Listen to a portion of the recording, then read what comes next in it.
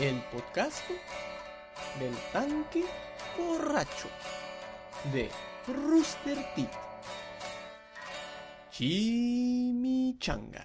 Hey everyone, welcome to the Drunk Tank. I suddenly want a chimichanga. You know, I've been sitting on that theme song for a couple months now, waiting to use it today. Today's a special day, Mexican Independence Day. I know y'all don't know that. Oh right. I thought Cinco de Mayo was Mexican Independence Day though. No, that was some beer company made that up. Well, it didn't make it up. Some beer company started promoting that in the U.S. in the 70s to try to get people to drink more beer. But today, the real Mexican Independence Day. Do you think did it work? Did people drink more beer? I think more people know about Cinco de Mayo in the U.S. than in Mexico, so yeah, I think it worked. That makes no sense. Why? I don't get it. So what is Cinco de Mayo to Mexican people? Well, it commemorates a battle that Mexico won against France during the War for Independence. But, I mean, it's celebrated in parts of Mexico, but it's not a big deal. Can I ask you a question? Do you know that because you grew up on the border between America and Mexico? Do they, in your history classes and stuff growing up, did you get a more Mexican-heavy history? No, we had to stand. We were still in the United States, you know. Well, I lived on this side of the river. It's more relevant. You're right next door. No, I got the exact same curriculum. Wow. All the same. Hey, so is this the holiday where the people get out the big mallets with the fireworks on the end? Oh, shit. Shit. Remember that video? I forgot about that video. I gotta find that. You gotta link up that thing. I don't know what do you do? Was it like C4 on the end of a mallet, like a hammer? I don't know what the fuck that was. Slams it on the ground and it like rips his hands over the back of his head. That dude goes flying? It's a video where these people are celebrating something in Mexico, and there's crowds of people that have like huge, like Super Mario mallets. It looks like the hammer from fucking Donkey Kong. Halo. Oh, from Halo, yeah. Gravity hammer. Fuck me, that'd be awesome. And on the end of it is some kind of explosive, some kind of contact explosive. And they're just hitting these things on the ground, making these huge explosions. And I guess one guy thinks, I'm going to have the showstopper. And man, he almost kills himself. The show definitely got stopped. You know, we'd see that all the time growing up on the border. You could buy like homemade, I guess they were like homemade fireworks in Mexico. And essentially it was like gunpowder wrapped in newspaper.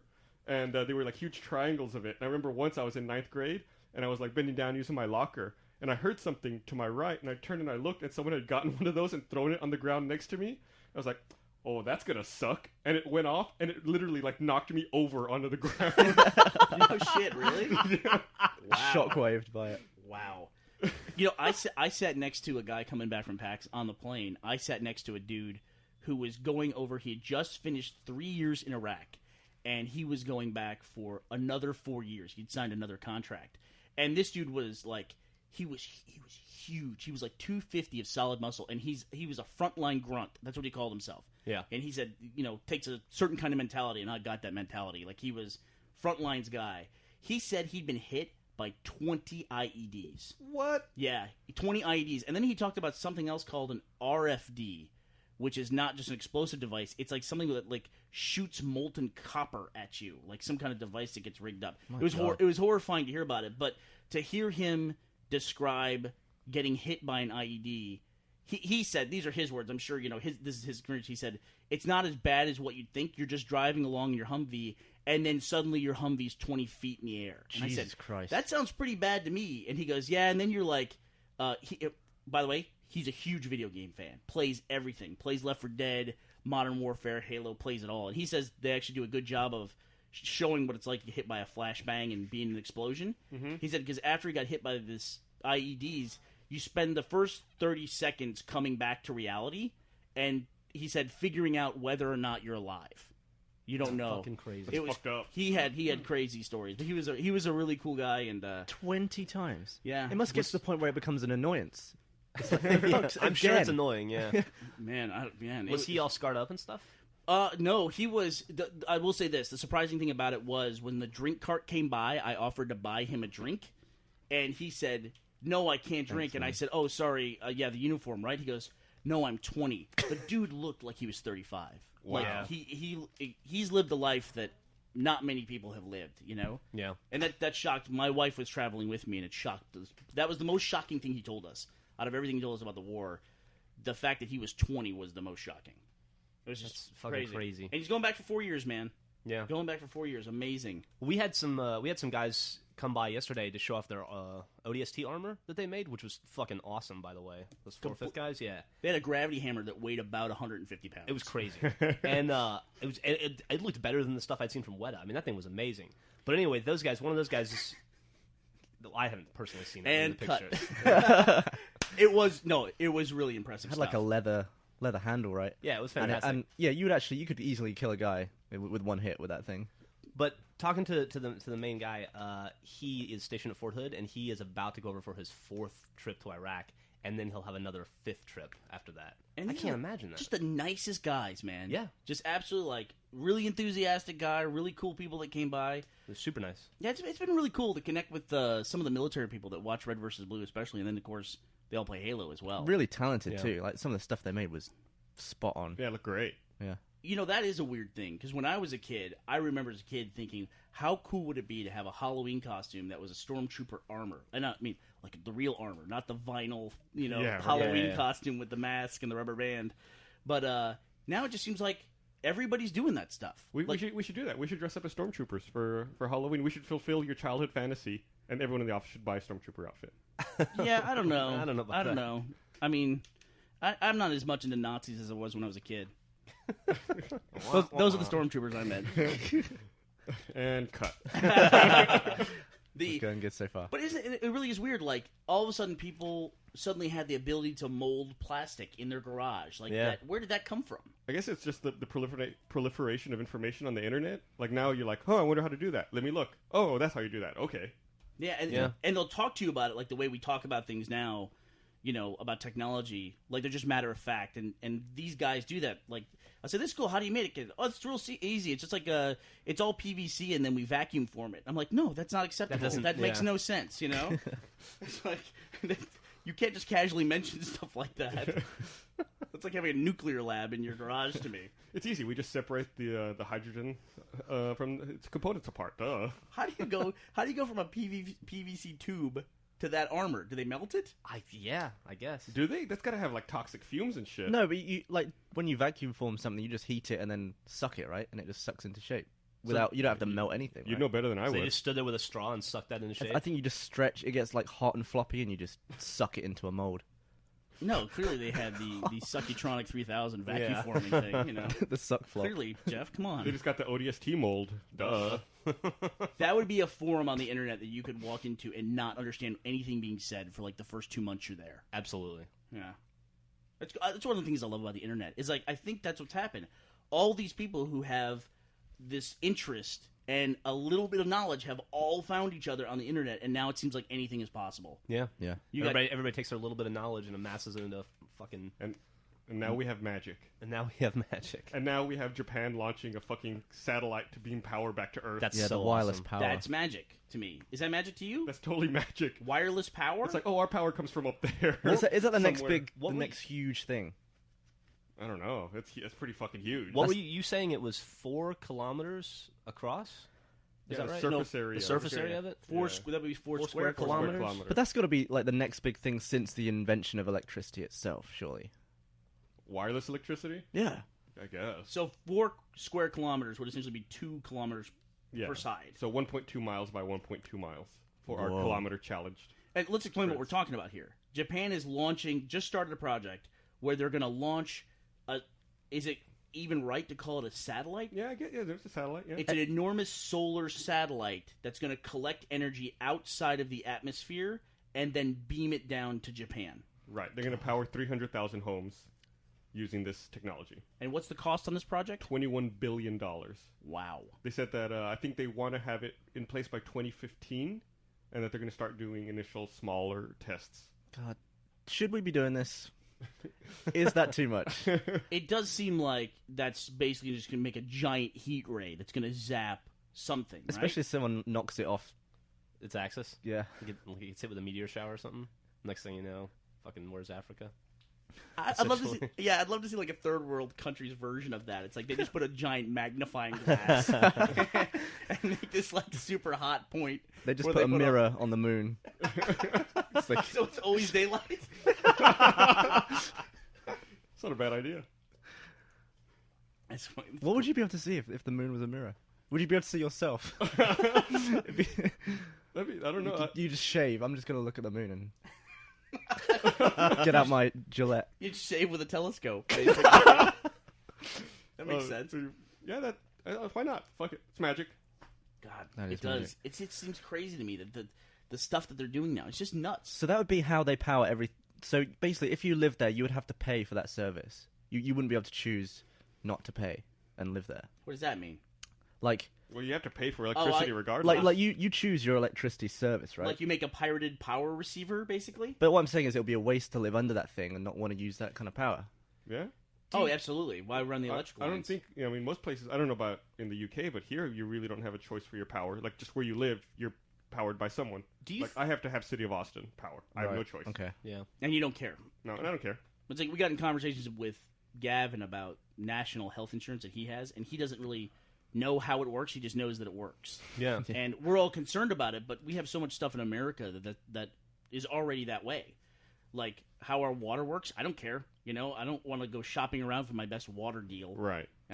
I have pipes in my house. That's it. You know. Yeah. Where does this pipe start? Okay, that's the guy I'm paying. Exactly right. Just send me a bill. You know, called the water company. You know what I mean? Do you think our parents, like talking about the technology stuff, like in the '60s or maybe even our grandparents, were sitting around in a room one day going, "Did you hear about this? They're gonna a tape is gonna have a movie on it, and you put it in a box in your house, and it's like being at the movie theater." Do you think like I'm sure they did. Or like you're gonna be able to, like, if you're not home, you can just leave a message, and then when you get home, you hit a button, and the guy's talking to you. Like that stuff must have seemed like science fiction to me. Yeah, I can't imagine being from that time and seeing the shit we have now. I know, and it's like, imagine what like our kids are gonna talk about 20 years from now when they're sitting in a room. We watched that Mystery Science Theater the other day where they were talking about phones in the 60s or whatever. Oh, it was yeah. And they had all kinds of crap that I didn't know they had back then. Yeah, that was like pretty putting weird. people on hold and like forwarding your number to somewhere else. Yeah. I didn't know you could do that shit 50 years ago, whatever. That was in the 60s. It was like in the 40s. Oh, really? That video. Wow. Yeah. Gavin and I were talking about that with September 11th. The anniversary just passed. And how if that happened today, you would have hundreds, if not thousands, of videos of the first plane hitting just because people would be recording. Yeah. Yeah, it'd be like that Onion video and that people we like so much. Yeah. Like, literally everyone has a camera phone pretty much now that can do video. A lot of people do. It sure seems like it. And if the second plane hit again now, you would have like thousands of videos of that exact moment. If you synced them all up, you could get some weird 360-degree bullet time view of Yeah, that some kind of like plane. 3D recreation. I'll go a level deeper than that. You would have video from inside the plane. Oh, Because shit, they were you calling would. on their cell phones. Yeah, that's right. And pictures and things like that. You would have footage from inside the building, inside the plane, It's crazy. in the basement. Yeah. Everywhere. It's crazy. And that's not that long ago. Yeah, 8 really. years? Yeah. God, I can't believe it's To been 8 think years. that only one camera captured that first plane hit. Yeah, That is insane to me. unbelievable, yeah. And he captured it like perfectly. Like he was aiming down at this grate because they were checking a gas leak, weren't they? And he just heard the plane go up, flick the camera up just at the moment it hit. They were following and a you- firefighter crew. Yeah, it was like two French brothers doing this documentary about firefighters. It's a great documentary. And they Oh, were, yeah? and they were just in the right place. They were in the tower when it collapsed. Wow. They were underneath, like in the basement, and like it's like they're there, and you hear the building coming down around them, and everything goes dark. And but somehow they made it out. So some people are in just such states, like the building's collapsing around them. There's like clouds of dust, and people are just like looking at it and just slowly walking. It's just like, what is happening? Some people aren't even running. Gavin? How was your experience with that? You lived in the UK. How old were you? I was probably 14. Was I? Probably 13. 13. I think it was the last lesson of the day at school because it was the afternoon for us. It was like 3 p.m.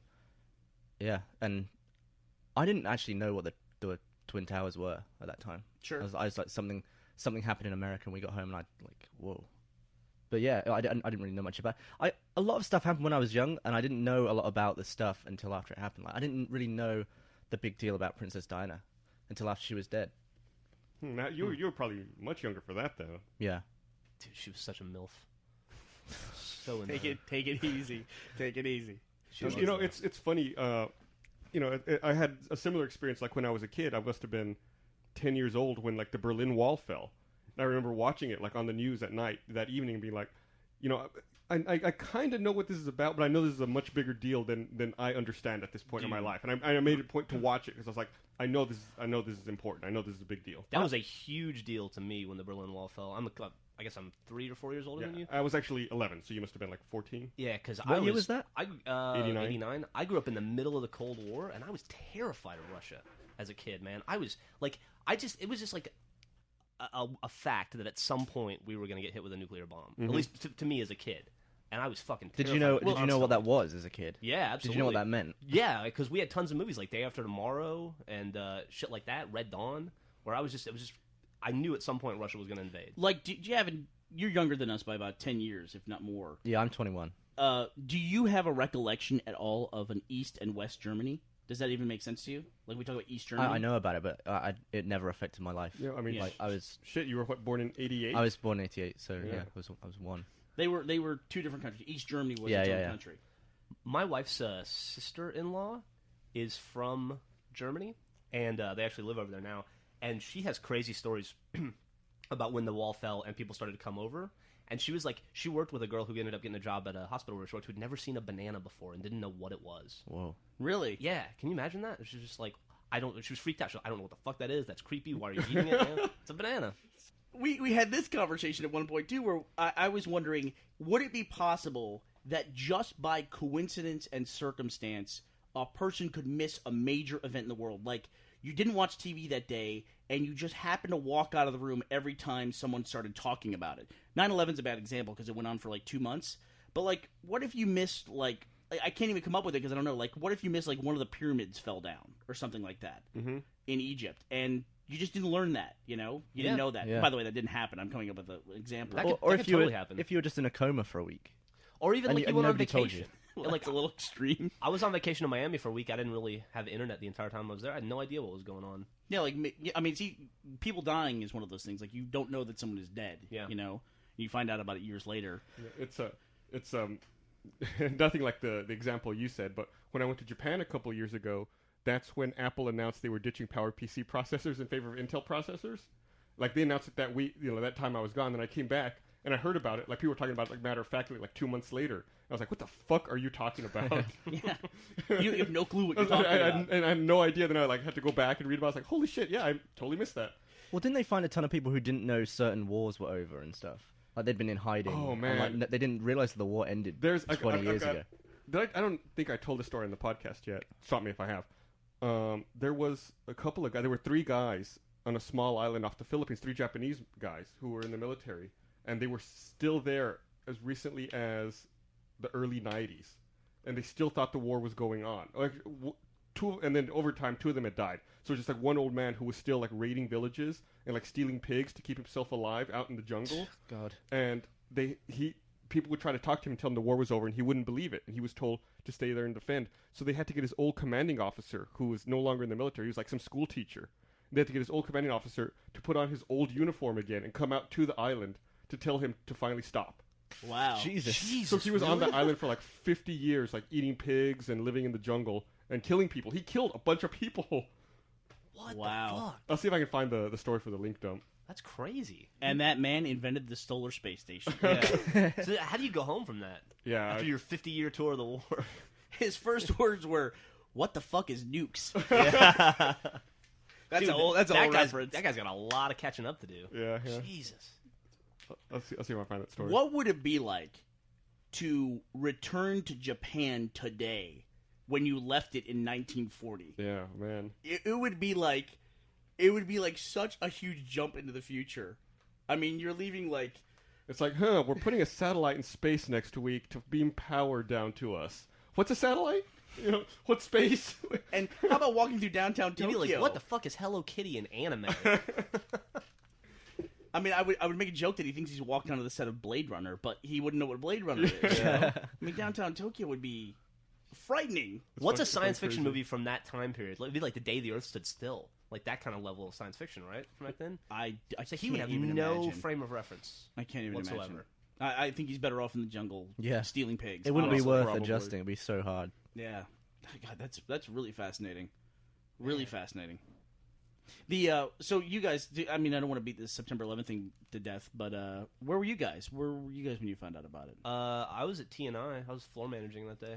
So Oh, yeah? I was like, Ajax and I watched it. That's our old Texas. And TNI's, the old Texas Export company. Yeah.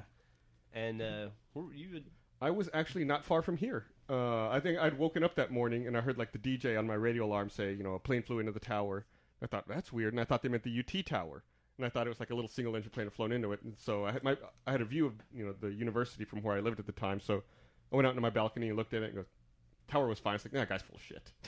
And I drove down to work, and I parked in the same parking garage that we park at now for Rooster Teeth, and I bumped into the secretary for the CEO of the company I worked for. And she's like, oh, did you hear what's going on? She told me. I was like, wow, that's crazy.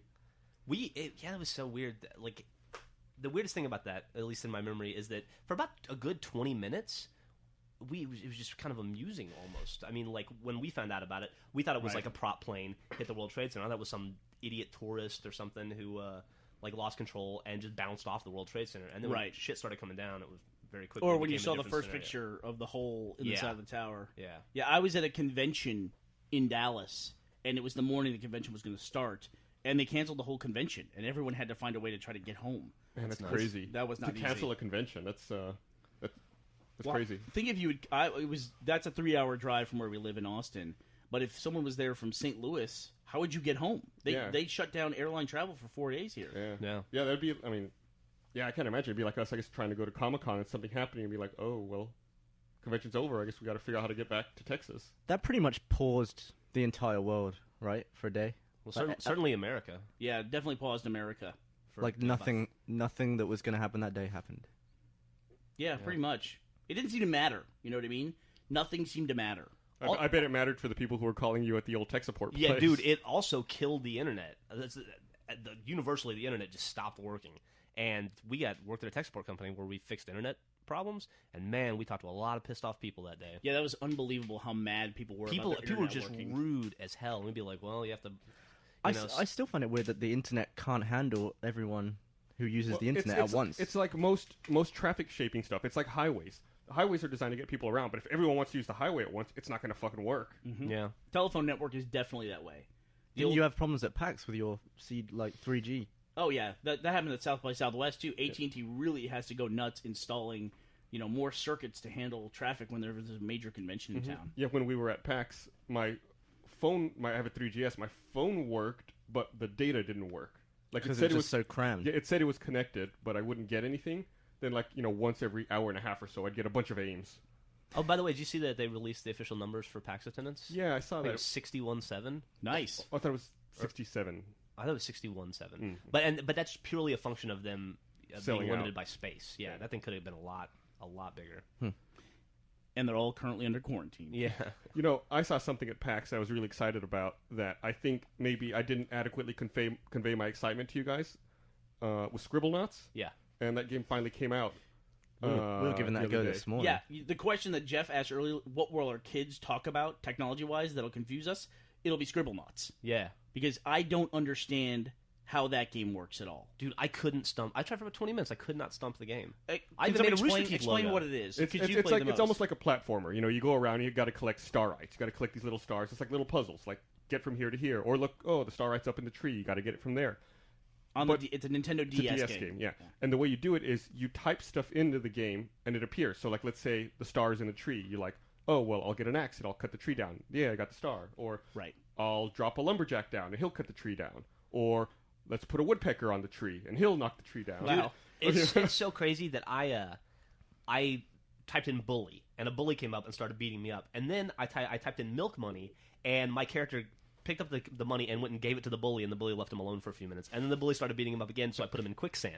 But it's like... I did it. I put down just two random things. I put down an arsonist and a sled. And he immediately went over to the sled, set fire to it, and then got in it and started sliding around. He also put down God and Satan, and they started fighting each other. God won. God God won. kicked Satan's ass. I think I saw a video demo once where someone had God fight Cthulhu. Oh, is he in there? Yeah. We did try a social experiment that we tried to put in Mohammed to see, because that's a banned image, they can get a lot of trouble for making an image of that, and it's not in there. But who do they get? That's the only thing really that I couldn't find. Who gets in trouble from who when you do that? Well, there was a Danish cartoonist who got murdered. Oh no, he's a filmmaker. Yeah. By who though? Who? Just some individual, some radical individual. And somebody pointed out to me, and I thought this was a really interesting point, is like that might seem very backwards to us, but when did the Islamic religion start? Like in 400 AD? I'm going to say yes. So we're 1400 years into it, essentially. Yeah. Mm-hmm. So at 1400 AD, Christianity was at about that level. If you walked around like making images of Jesus Christ, you could be thrown in jail or killed. Hell yeah, dude. Yeah, easily. Anyway, not to excuse some dude getting killed for making a movie. That's completely unacceptable. But I thought that was an interesting point that somebody made. Mm-hmm. But on Scribblenauts, we tried to bust this thing. We tried to type in some object that this game would not have. I literally could not do it. I typed in vampire to make fun of my wife for reading Twilight, and then the vampire came up and started hitting my guy, like attacking my guy. So then I typed in cross, and my guy got a cross, and the vampire ran away. And then I tried the same thing today. I typed in steak, and my guy stabbed him. And then I tried garlic, and he chased the vampire away with garlic. It's crazy. It's really crazy. Of course, there are exceptions. It's not going to have like foul language or obscene Right, things. like I didn't have vagina when I looked that up, but I didn't expect it That was to. the first thing he typed in, and I said, I should have given the rules to you, and they are no proper names, no obscene words, and then nothing copyrighted. Do you know why I do that though? Because I showed the internet to a guy one time in the Army. This is in, I'm gonna say 95 or 94 or 95. This California, like dirty, scuzzy surfer dude. Like you wouldn't leave him in a room with your girlfriend for 2 minutes because somehow he would, he'd have her bra in his hands, like one of those kind of guys. And I showed him, it was myself and this other girl were doing something on the internet, and like Netscape Navigator. And he walks up and he goes, well, what the hell is this? And we go, oh, it's the internet. And he goes, I don't know, how does it work? And so we showed him a search engine, and you go, you type in anything you want here. And this is on a military base in an office complex, like at the newspaper where I worked, And he goes, I just type in anything and it finds it. And he goes, I don't, like anything? I go, yeah. The dude goes, the first thing the dude ever touched on the internet, the first thing he typed in sloppy pussy. Oh, Jesus! And of course, I brought it up, and he just goes, this is the greatest thing I've ever seen. Move over. And Sloppy. The guy spent the entire day like looking up sex stuff on a military computer. And there was a woman in the office he types that in? Yeah, she was hot, too. Oh, my She was just God. sitting right next to us, and she was just like, oh, my God. Oh man. Oh, yeah, that guy would hate Scribblenauts. Yeah. He'd be very disappointed. But because every time I go to type something in a scenario like that runs through my head. I wonder, it'd be really interesting if everyone knew what their first search was. Like, what was the first thing you typed in? I remember mine. What was yours? Misfits lyrics. Misfits lyrics. Wow. Yeah. I can't imagine what I typed in. I have a general idea. The first time I started using like a web browser and search engines was at math camp. So I think I was trying to download a research paper about Fermat's last theorem. Whoa, take it easy there. Yeah, I'm pretty sure that's what it bet. was. And then my second search was sloppy pussy. Yeah, okay, yeah. Well, you got to. Yeah, duh. That's not even two words I'd put together, But that was it. That was the first thing that he thought of. Sloppy. How does that even... What a fucking maniac. It's crazy. You know what the guy on the plane, the military guy, told me about? At least this was his theory, which I hadn't heard before. Why women aren't in the infantry? Why is that? Why? Well, you're an ex-military guy. Why do you think that? What do you think the main rule is? Why they're not in the infantry? Why they don't fight? They say because of like sex stuff, people being distracted because of sex. He said the main reason is that the mindset of the infantrymen, they won't leave a wounded woman. That if they get shot down during an operation, that they will just finish the mission. A guy. Yeah, but that they won't be able to leave a wounded woman, and they'll abandon the mission for the wounded woman. I thought that was interesting. Yeah. I don't know if that's. That might be his. I don't know if that's accurate, but I don't know if it's accurate either. But maybe maybe that's the psychological reason they give them. I tell you, women should institutional sexism. Women should definitely be allowed to fight on the front lines. I served in the Army with some chicks that were tough as nails, dude. This guy said they have these physical competitions. He like I said, 250 solid muscle. He said a woman the size of my wife weighs nothing. Put him in an armbar in 5 seconds in a thing, because he said he was like kind of like, okay, I'll take it easy, and like kind of pushed her, and then she grabbed his arm and threw him in an armbar. And it's like in all their promotional material they put out for his unit, it's always the picture of him getting his ass kicked. Yeah. Well, dude, I mean, it's got to be like that. It's such a fucking macho boys club in the military, To be a woman, it's got to be really tough. They got to fucking represent. Mm-hmm. Yeah, absolutely. Did any of you guys ever beat Kathleen in an arm wrestle? Yes. I would never arm wrestle a woman. I have a rule against that. It's a no-win scenario. Yeah, there's no good outcome for you. Either you're going to lose, and you shouldn't lose to a woman, or you're going to beat her, and it's like, you asshole. Or you kick her that's fucking not true. ass. You get to hold their hand for like 10 seconds. So you have a moment there. Yes, you're right. We're sorry, Gavino. We're totally wrong. Yeah. Okay, I don't know if this is appropriate conversation for the podcast or even on topic, but we kept bringing this up. And there's the thing right there where Gav says you get to hold her hand for... Oh, God. Here we go. Yeah. So here's the big question. Here's the question. What is the age at which you think it takes place where you make out with someone and you're not gonna have sex. Like you with don't them. expect to have sex, Right? Like just like an evening of making out is just a normal evening. or like where you rate it on the base system. Like, oh, I got to second base. right?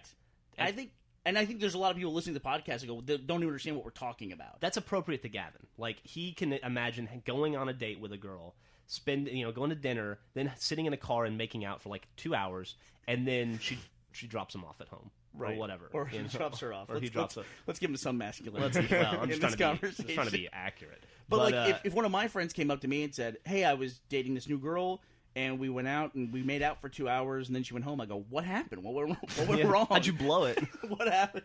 I mean, it's just like there's a certain age at which It's somewhere in your 20s. Yeah, definitely sometime in the 20s. I'd say like 20, like post college, right? Like 23, 24. Yeah, 23, 24 sounds about right to me. Yeah. I mean, there's a difference between that and like being on a date and giving someone a kiss, but you know, like even like weird things. Like I was making out with a girl and I got her top off, and then she went home. Or that seems weird. No, right? it does. Yeah, I don't know if that makes me. You're 90% of the way there. high school shit.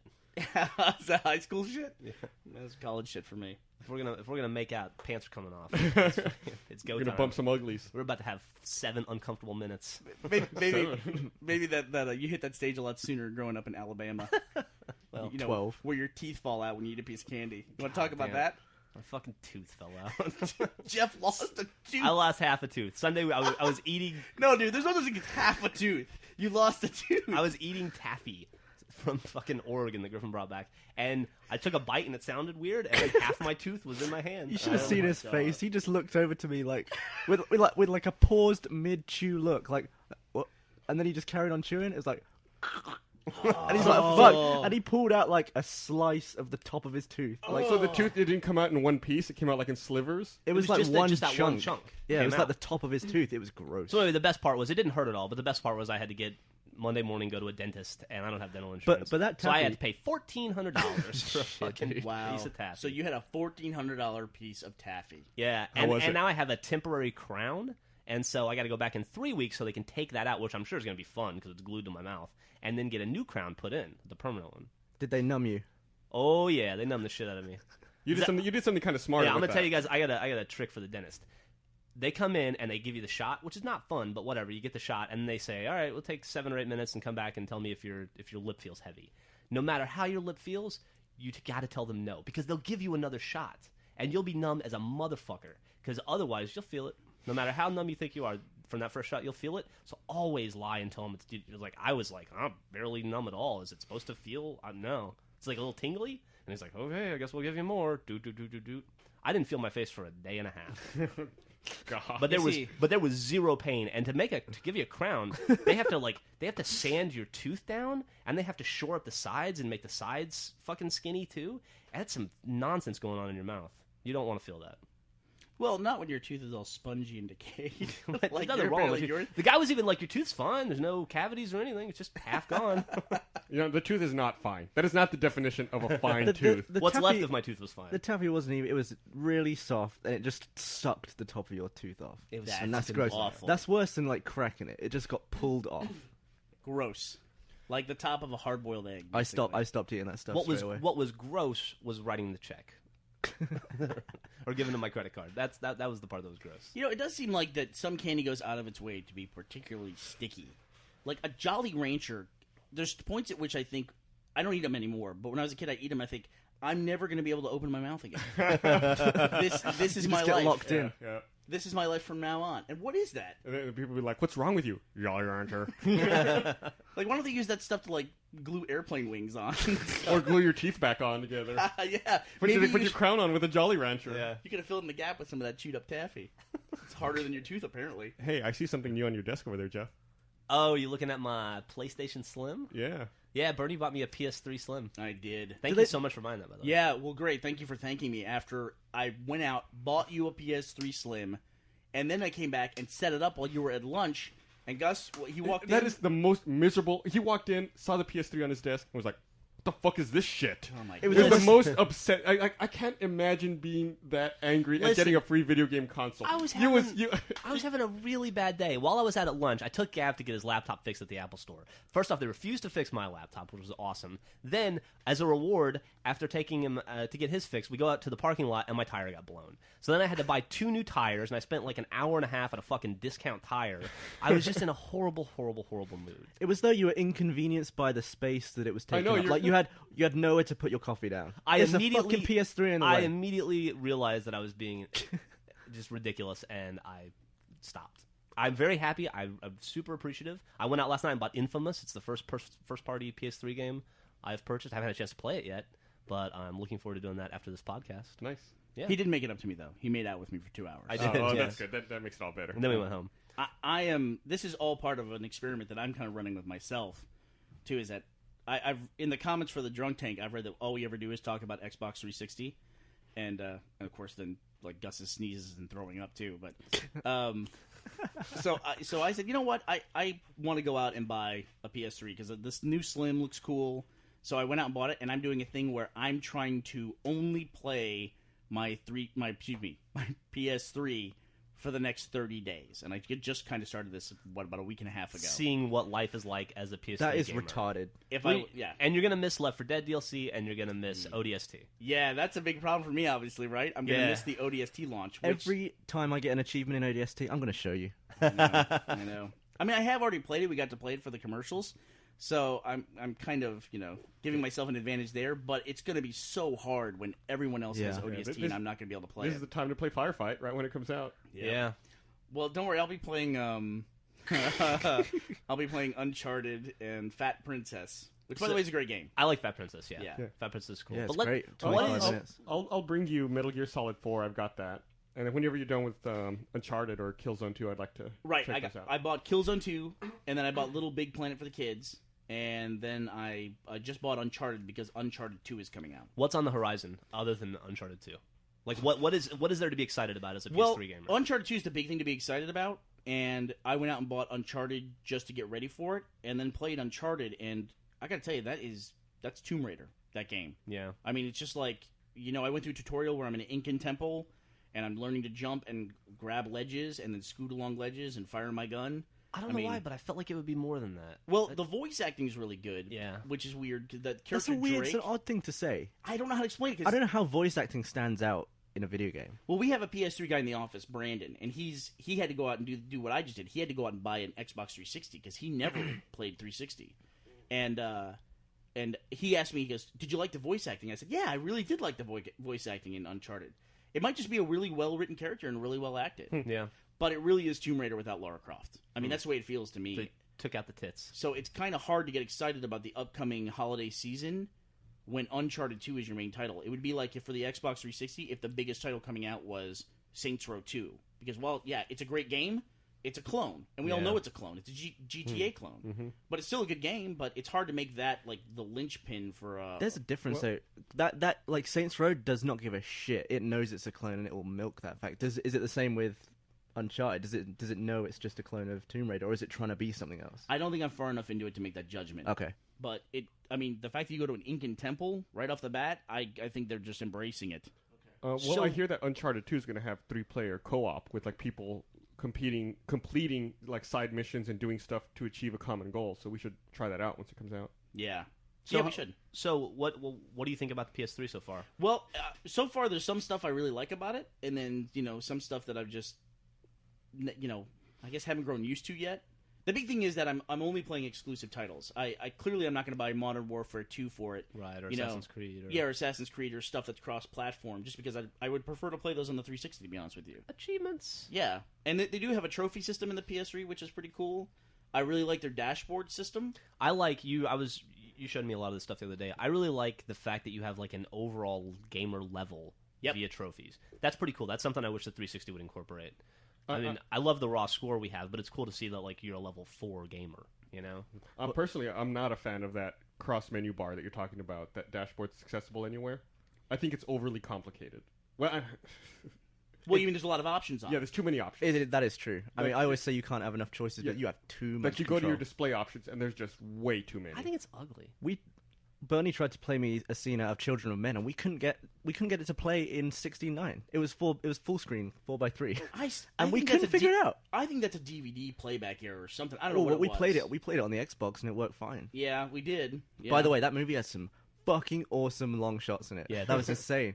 Yeah, Gav hadn't seen it. He mentioned he hadn't seen it, so I got the movie just to bring it in to show him those long Like takes. there was one 10-minute take where blood went on the lens, and they slowly digitally removed it as the take went on, right? Yeah, and you don't even realize and they it. fade it out like in areas of black on the screen. Did you like that movie, Burnie, Children of Men? No, I didn't like the movie like it either. But I liked it on a technical level. The action stuff is great. Like when he's like running through the street and he's trying to get into that building and there's the gunfight going on all around. That's a tremendous scene. You know and what? it was shot very well. But it's funny to think, like, there's one bit where he's already been running around and dodging bullets and jumping behind cars for, 8 minutes, and then he walks into a building and there's a guy with, I think he's missing his legs or something, just, lying on the ground. Imagine being that actor, just, you hear action, and then in 8 minutes you have to start acting. And you're basically waiting for Clive Owen and a Steadicam to come bolting into the room, and it's like, oh, I bet you must be so nervous, I don't want to fuck this up. It must have been, a fucking week-long reset to do that again. Yeah, That's a good point. They said that in the behind the scenes footage. Like, you did not want to be the person to mess up one of these. You long would be scenes. Fired without a second of thought. They just digitally remove you. That's exactly right. They You'd be digitally worried remove that you. Christian Bale would hear about it and then fly up and kick your ass. So, is Clive Owen? Where's he from? Is he Welsh as well? No, I think he's English. English? Is he a Brummie? He's not. I've been teaching Geoff all these the other terms for areas around England. Like if you're from Liverpool, you're a Scouser. If you're from Birmingham, you're a Brummie. Or a Geordie. If you're from Newcastle, you're a Geordie. What is the origin of those words? What does that mean? Oh, I don't know. I don't know anything about. God, every time I ask you a question, you don't know anything. Anytime I ask you a question, I don't know. I found that value. everything I guessed in last week's podcast was spot on. I'd just like you to know that. Congratulations, you win the guessing award. Everyone in the comments has been bitching about my absolutely sloppy explanations about anything. Everyone in England must be mad at me for for butchering our history. Why don't you guess where Clive Owen's from then? I'm guessing England. What part of England, genius? I don't know. Fucking guess. How could I guess that? You do it right now. I'm guessing he was from Ealing. Ealing? I'm going to say Sussex. Okay. I'm going to say he's from a village in the Philippines that just recently had a pig stolen from. That's where I think he's from. But but back to the PlayStation 3.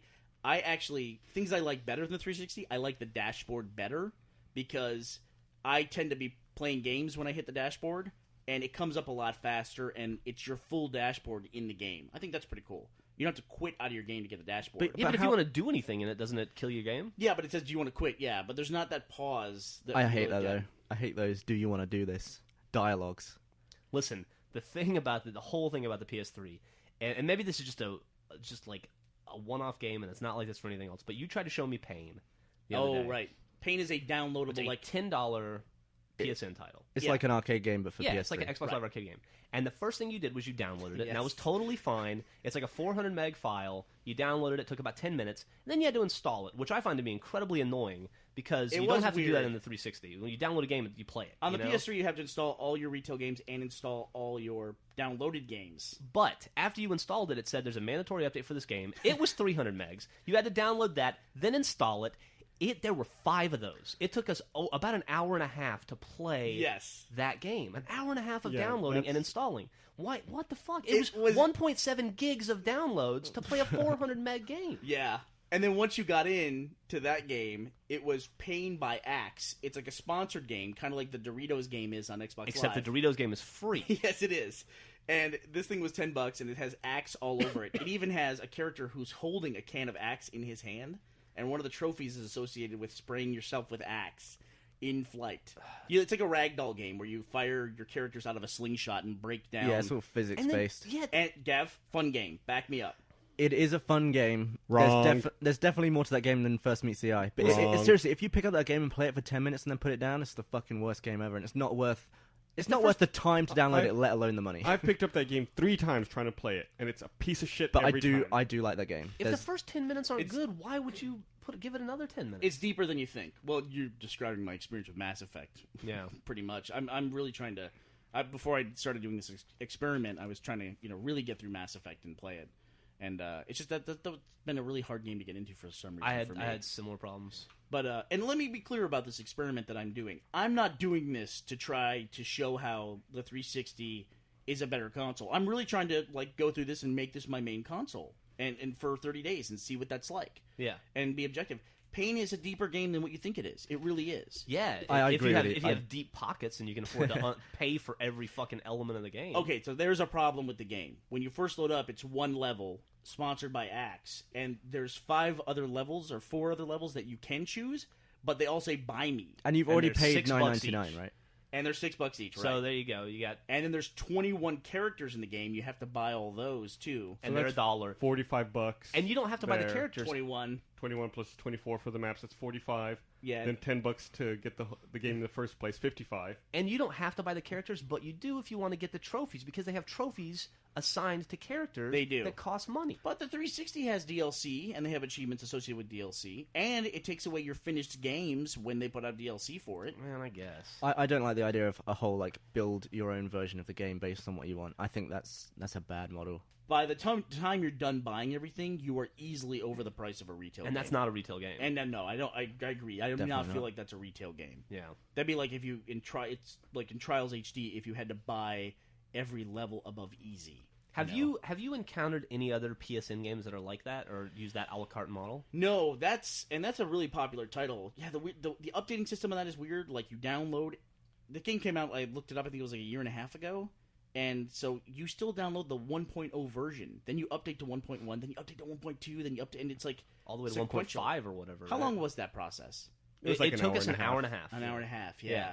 That was kind of rough. It was ridiculous. Well, once I get my living room set up and I get my PlayStation out of storage, I'll play with you online. We'll play some games. Yeah. And so it was so I'm in the middle of this experiment, and that was that was kind of rough. That was a rough first experience with Pain. But Fat Princess is very cool. And it has 32-player multiplayer, right? Yeah. That's fucking awesome. That's like Castle Crashers meets Warcraft. The RTS. The RTS Warcraft, because you're like chopping down trees, but you're doing it yourself, and you're upgrading like the thing that makes wizards. Yeah, and you can either be like a wizard or a priest or a warrior or an archer, and you run around and or a peon. Yeah. Or a peon, do whatever you want. And you're trying to like just take your princess back from the other castle. It's like capture the flag, but the flag is a princess who may or may not be fat. Yeah, and if you can feed her cake to make her fat, so it's harder to carry her. So Slows you down. the enemies can't carry her back. It's fucking awesome, man. Yeah, it's fun. And it's a cute game. It's not a very deep game, but it's fun. No, yeah, it gets old. It's a cute after game. a little while, but Have you played Flower? Because I hear Yeah. Flower's tremendous. Yeah, no, it's definitely a different kind of experience, and I have played it. And it's like where the 360 seems to be leaning towards cute. Sure, like with avatars and stuff. Yeah, the PS3 definitely seems to be leaning towards the odd. You know what I mean? Like that Japanese odd stuff, like a game all about flowers. Or, Katamari would be like on the borderline of cute, you know. It's definitely just- odd. Or yeah, Nabi Nabi. Or, Definitely. I haven't played Nabi Nabi, but I oh have man, I downloaded forgot it. about that. I have downloaded it. So We'll have to check that out. yeah, I'm checking this stuff out. So I'm keeping an open mind. Things I like about it, I love the fact, like on the controllers, when you hit the PS3 button, it brings up a menu that you would expect, like turn off the system, turn off the console, or turn off the controller. And then it has another option to reassign the controller. Like if you're playing as player 2, you can reassign it to player 1. That's really cool. I'd love to see that on Yeah, the it's handy. 360.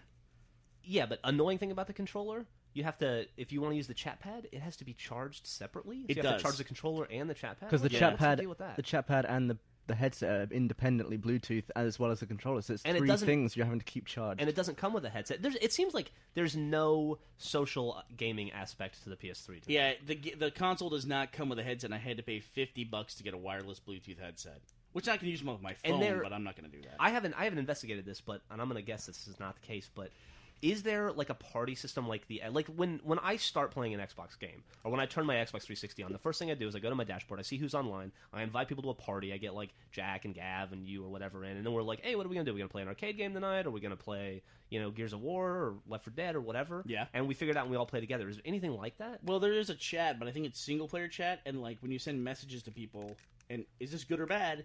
They don't have a voice aspect to the messages you can send to people. I think that's good. I think it's good too. Honestly, I really do. And the other thing, the versatility of the chat pad, it does suck to have separate power. Like the chat pad actually has an on-off switch, and you charge it separately. But then you also don't have to have it connected to your controller. You can have it separate and just Okay. leave it on your desk, and then just pick it up when you want to type something. I guess that's That is kind of handy. Yeah, it's also above the joysticks, which is not seems weird to me, but I think that's just because I'm used to the 360 being below the joysticks. I actually really like playing with the 360 controller with the chat pad on. I do too. 'Cause I like the weight. it feels like the original Xbox, That like monster? the Godzilla one. Yeah, it definitely gives it a nice weight. Well, Yeah. is there much more we want to talk about before we wrap up here?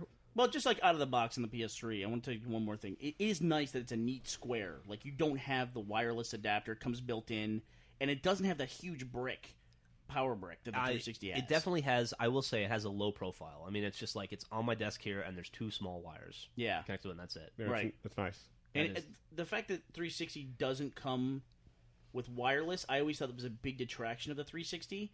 But the fact that the PS3 doesn't have a headset, I think that's a pretty good trade-off. Because I definitely want a headset. I don't necessarily want wireless. Right. Not everybody's into wireless. Yeah, like, for instance, on my PS3 I have at home, it's not wireless. I have it hooked into my entertainment console. Yeah, but I always the- play wired. The thing I fail to understand is the 360 obviously has some kind of wireless capability since it's already communicating with your wireless controllers.